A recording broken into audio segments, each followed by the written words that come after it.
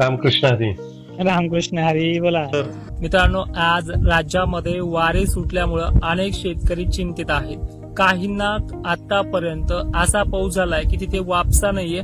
काही ठिकाणी मात्र प्रत्येक तालुक्यामध्ये 10 ते 15 तर काही ठिकाणी 20 गावांचा असा समावेश आहे की तिथे बिलकुल ढेकळं पण विघरले नाही अशी परिस्थिती पाहायला मिळते.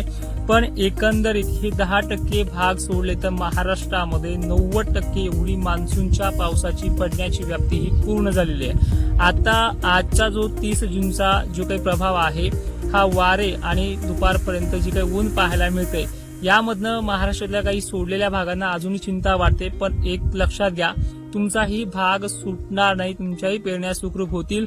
आता आजच्या 30 जूनला संध्याकाळपर्यंत काय होणार आहे किंवा 1 जुलै 2 जुलै 3 जुलै या कालखंडामध्ये काय परिस्थिती उद्भवणार आहे आणि त्यामध्येच हे जे काही सोडलेले भाग आहेत यांच्यासाठी काय चिंता आहे पहिले हे बघूयात. सगळ्यात महत्वाचं, राज्यात पुढील 4 दिवस झडी ते चटकाऱ्याचं वातावरण आहे आणि ही झड संततधार पाऊस हा जवळपास 3 तास 4 तास तर काही ठिकाणी 6 तास बरसणार आहे. मग आज जी काही तारीख आहे 30 या तारखेला खान्देश, नाशिक, सांगलीचा पश्चिमेकडील भाग, कोल्हापूर, पुणे, अहिल्यानगरमध्ये संततधार पावसाला किंवा झडीच्या पावसाला सुरुवात होणार आहे.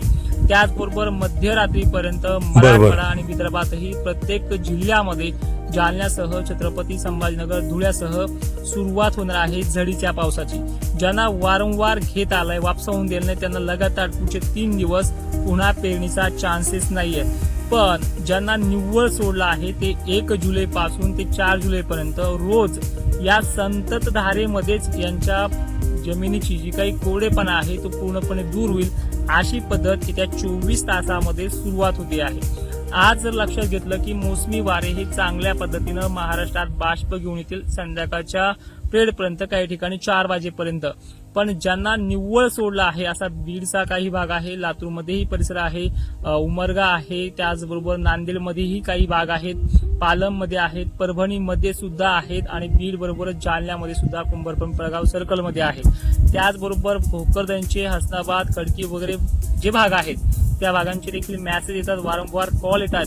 पण परिस्थिती त्या भागाची जाणून बुजून मान्सून सोडलेली आहे. जवळपास पाऊस पडतोय पण त्या भागांमध्ये त्याचा प्रभाव पडलेला नाहीये.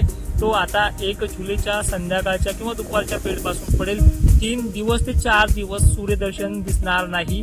त्यामध्ये दिसला तर अर्ध्या 1 घंट्यासाठी फक्त दिसेल. एवढं झडीचं जबरदस्त वातावरण येत्या 24 तासात म्हणजे 1 जुलै पासून ते 4-5 जुलैपर्यंत राहणार आहे. आता विभागानुसार जर लक्षात घेतलं तर कशी कंडिशन राहील. सांगली, सोलापूर, कोल्हापूर, पुणे परिसर, अहिल्यानगर, बीड जिल्ह्यासह झडीला सुरुवात उद्यापासून तर काही ठिकाणी आज संध्याकाळपासून होते आहे. धुळे, नंदुरबार, शहाद्याची तर चिंताच मिटणार आहे, कारण की मोठं लो प्रेशर मुंबई मार्गे गुजरातपर्यंत नाशिकचा जिल्हा कव्हर करून धुळे, जळगाव पर्यंत प्रभाव टाकते. यामुळे संभाजीनगरचा सुद्धा फायदा याच्यामध्ये खूप होतोय आणि जळगाव बरोबरच बुलढाण्याच्याही सोडलेल्या मलकापूर भागांचाही समावेश आहे. खामगाव बरोबरच अकोल्यामधल्या सोडलेल्या भागांचा समावेश आहे. बुलढाण्यातही जवळपास सोडलेले भाग कमी आहेत पण तिथे सुद्धा याचा फायदा आणि रिपिटेशन मान्सून म्हणजे ज्यांना पडलाय त्यांची वापसा न होऊन देण्याची कंडिशन सुद्धा याच्यामध्ये पाहायला मिळते. बुलढाण्याबरोबरच जालना जिल्ह्यातील सोडलेल्या सर्व भागांना एक सर्वदूरचा हा पाऊस असल्यामुळे, झडीसारखा असल्यामुळे पेरणीसाठी ओल निर्माण करून देईल अशी याची पद्धत आहे.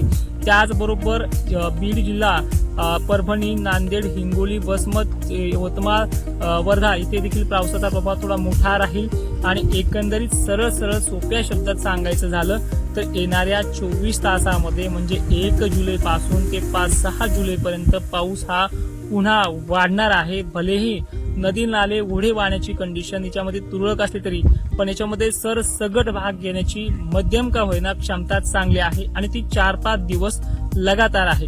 त्यामुळे बऱ्याच जणांच्या पेरणीचा प्रश्न जो आहे तो सुटलेला भाग हा मिटून जाईल. त्यामुळे या शेतकऱ्यांना कुठल्याही प्रकारची घाई किंवा कुठल्याही प्रकारचं टेन्शन घ्यायची गरज पडणार नाही. आतापर्यंत 22 जून पासून जो मान्सून सुरू झालाय त्यामध्ये त्याला जवळपास 8 दिवसामध्ये 90% भागात व्याप्ती पूर्ण करायला वेळ मिळाला होता आणि ती पूर्ण देखील केली.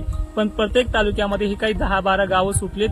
आता हे घेण्यासाठी याला काही मोजका कालावधी लागतोय, तो देखील या 2 दिवसात पूर्ण करेल अशी शक्यता चांगलीच वर्तवण्यात येते. त्यामुळे येत्या 24 तासामध्ये सूर्यदर्शन कमी, झडीचं वातावरण जास्त आणि लगातार 4-5 दिवस असल्यामुळे चिंता करण्याची गरज नाहीये. आता जुलै महिना सर्वशाम कसा जाईल हे देखील पाहूयात.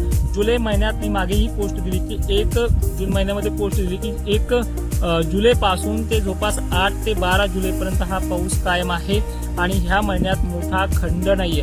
परत 10-12 तारखेनंतर टेम्परेचर वाढून परत मोठ्या पावसाचे संकेत सुद्धा आहेत. त्यामुळे एकंदरीत काळजी करण्याचा विषय नाहीये.